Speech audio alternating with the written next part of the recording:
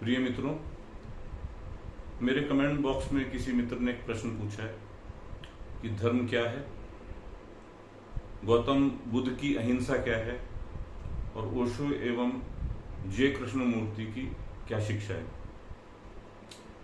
तो इन सारी बातों का समन्वय करते हुए मैं अपना जवाब दे रहा हूं, क्योंकि मैं ये सहज स्फूर्त वीडियो बनाता हूं तो मेरे भाषा की त्रुटियां क्षमा करिए। सबसे पहला प्रश्न कि धर्म क्या है। देखिए, आज जिस अर्थ में हम धर्म समझते हैं तो हमको लगता है कि हिंदू धर्म, मुसलमान धर्म, और अगर शुद्ध शब्दों में बोलें तो लोग कहते हैं सनातन धर्म, इस्लाम धर्म।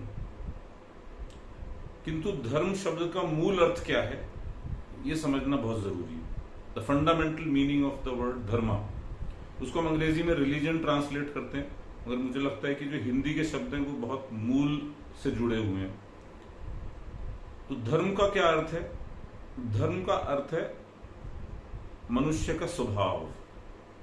इसको गौतम बुद्ध कहते थे एस धम्मो सनातनो, यही सनातन धर्म है।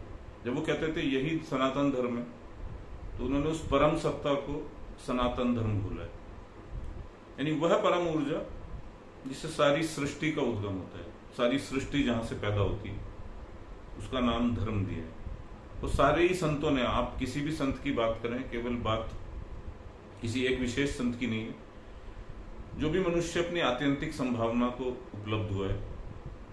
इन्होंने पूछा ओशो और जय कृष्णमूर्ति, उसके पहले के जो भी आप संत लेंगे, मूसा को ले लें, ईसा को ले लें, मोहम्मद को ले लें, कृष्ण को, क्राइस्ट, लाओ से, नानक, जो भी आप नाम लेंगे, जिन्होंने अपने स्वयं के स्वभाव को जान लिया था। जब मैं कहता हूं स्वयं का स्वभाव, तो मैं उस अर्थ में स्वभाव नहीं कह रहा हूं जिसमें हम नॉर्मली समझते हैं कि उनका क्या स्वभाव है, उनका क्या नेचर है।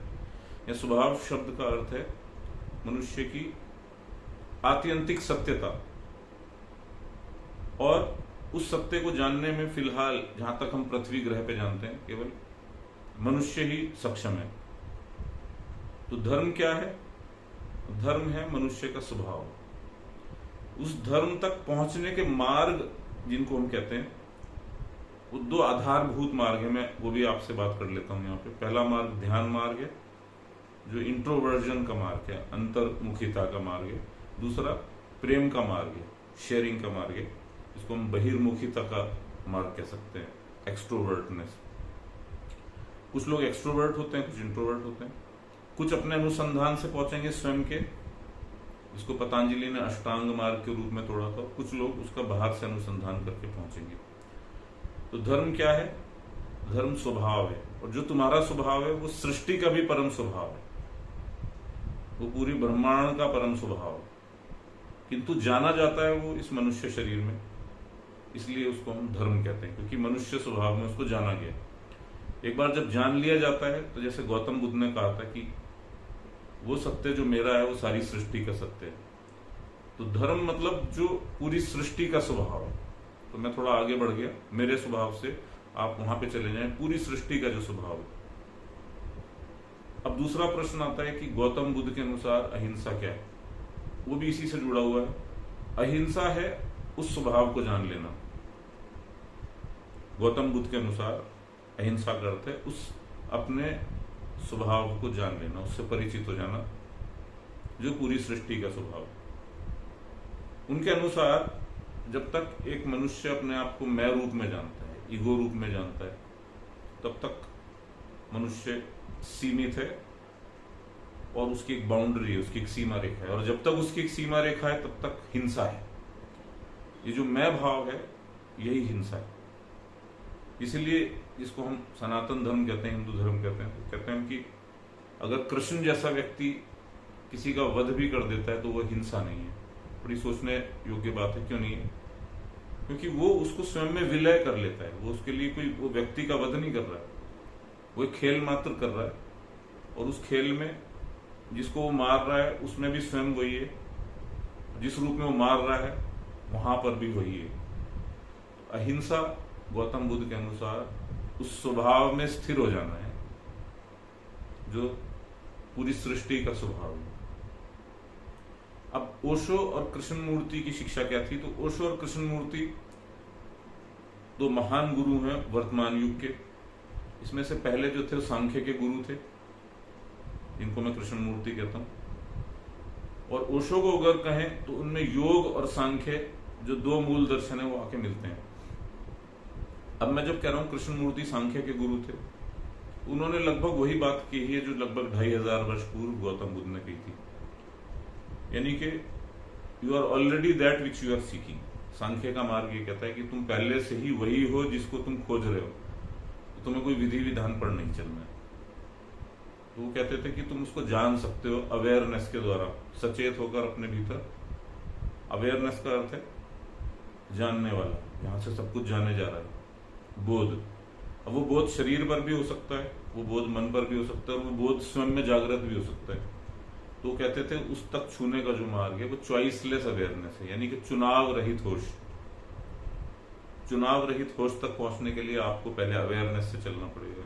किंतु उन्होंने कोई विधि विधान नहीं दिए, यानी कि उनके लिए जो पतंजलि का अष्टांगिक मार्ग है उसका कोई बहुत अर्थ नहीं। किंतु ओशो ने एक और भी दुर्लभ कार्य किया, उन्होंने विधि विधान दिए, जैसे सक्रिय ध्यान, निष्क्रिय ध्यान, डायनेमिक मेडिटेशन, कुंडलिनी मेडिटेशन। ऐसे सक्रिय ध्यान है, नाद ब्रह्म ध्यान, और कुछ निष्क्रिय ध्यान भी दिए उन्होंने। जैसे बुद्ध के विपස්සना ध्यान को उन्होंने एज इट इज अडॉप्ट किया था, उसको नव विपස්සना बोला।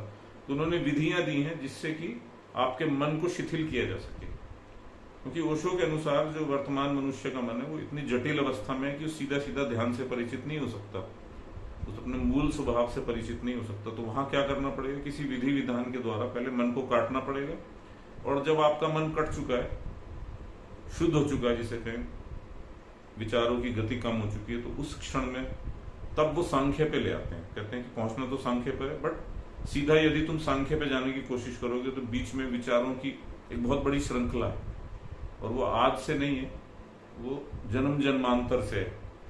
जन्म जन्मांतर यानी कि तुम जब शरीर लेते चले जाते हो तो वहां से विचारों की एक लंबी श्रृंखला है। तो उसको एक बार तुम्हें काटना होगा पहले कुछ आधुनिक विधियों के द्वारा, जिसमें कुछ थेरेपीज भी हैं, चिकित्सा भी है, कुछ मनोवैज्ञानिक उपाय हैं, और उसके बाद फिर वो जो भगवान शिव की विधि है, साक्षित्र की, जो कृष्ण मूर्ति की विधि है, जो मूल विधि है कहना चाहिए सारे ध्यान की, वहां पर ले जाते हैं।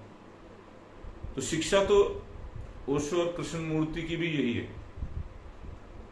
कि तुम अपने स्वभाव को कैसे उपलब्ध हो जाओ, जिसको धर्म बोलते हैं। किंतु शिक्षा को कोई भी जो गुरु होता है वो समसामयिक करता है, कॉन्टेम्परेरी करता है कि आज का मनुष्य कैसे उस तक पहुंच सकता है। जब नानक ने ये बात कही थी तो उस समय भक्ति के द्वारा, उन्होंने गीतों के द्वारा अपने संदेश को फैलाया, एक ओंकार सतनाम के संदेश को फैलाया, गुरुवाणी बोली, कबीर ने अपने शब्दों में कहा। मगर कृष्ण मूर्ति और ओशो इस युग के गुरु हैं, और मैं मानता हूं जो आधुनिक गुरु होता है वो अपने पुराने पीछे के गुरुओं को भी अपने में सम्मिलित कर देता है। तो अगर हम कहें तो जितने भी आप गुरु या अवतार पीछे के लेंगे, राम, कृष्ण,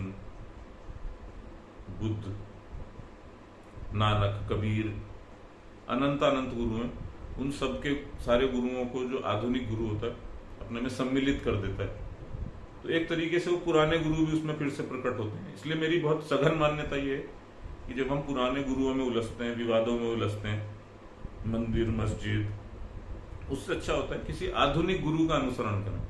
तो आपको समझ में आ जाएगी कि मंदिर की कितनी उपयोगिता है, मस्जिद की कितनी उपयोगिता है, चर्च की कितनी उपयोगिता है, और वो आपको सही सही दिशा में पहुंचा देगा।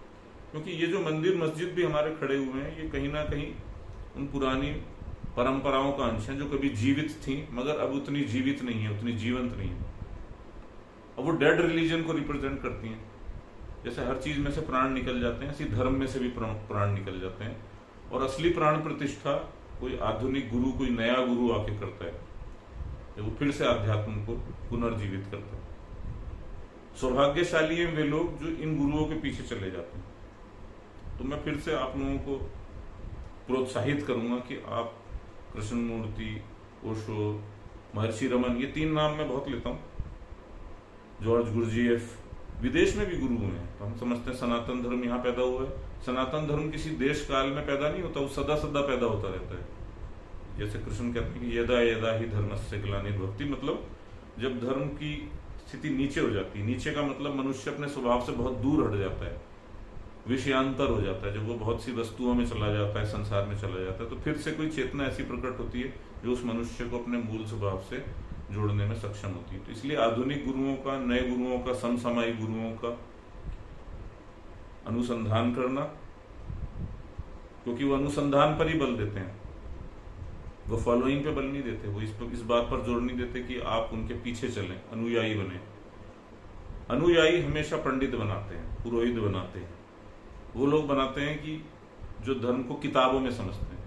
तो एक अंतिम बात कहूंगा और मैं अपनी बात समाप्त करूंगा कि धर्म किताबों से संबंधित नहीं है। किताबों में उसको लिख लेते हैं, प्रकट कर लेते हैं। ऐसे भी गुरु हुए हैं जिन्होंने किताब बोली नहीं, जैसे लाओ त्से, जो चीन के गुरु थे, उन्होंने कोई पुस्तक नहीं बोली थी, किंतु उनको राजा ने पकड़ लिया था जब वो बाउंड्री क्रॉस कर रहे थे, तो उन्होंने एक किताब लिखनी पड़ी जिसका नाम है ताओ ते केन। और उन्होंने जब भी पुस्तक लिखी थी तो सबसे पहला जो वाक्य बोला था वो ये था कि सत्य को कहा नहीं जा सकता है, और जो भी कुछ कहा जाएगा वो बोलते ही झूठ हो जाएगा, इसलिए अब जो मैं बोलूंगा वो झूठ हो जाएगा। तो इसलिए धर्म किताब से संबंधित नहीं है। हो सकता है कि कोई गुरु कुछ भी ना बोले, आपके समक्ष बैठे और आपको धर्म से जोड़ दे, धर्म को हस्तांतरित कर दे। तो इन्हीं शब्दों के साथ मैं इस वीडियो को समाप्त करता हूँ। थोड़ा सा लंबा हो गया मगर सुनने योग्य है, और इसको फॉरवर्ड करें ज्यादा से ज्यादा। अगर मेरी बात समझ में आती है तो उन मित्र को भी मैं आमंत्रित करूंगा कि इस संबंध में कुछ कमेंट्स करने हैं तो नीचे कर सकते हैं। बाकी ये बात अनुभव की है, ना विवाद की है। संवाद की हो सकती है, संवाद में तब जब मेरी बात आप तक पहुंच जाए, उसमें आप कुछ प्रतिसंवेदन कर सकते हैं। इस वीडियो को सुनने का जिन्होंने पूरे रूप से सुना है, बहुत बहुत धन्यवाद। प्रणाम।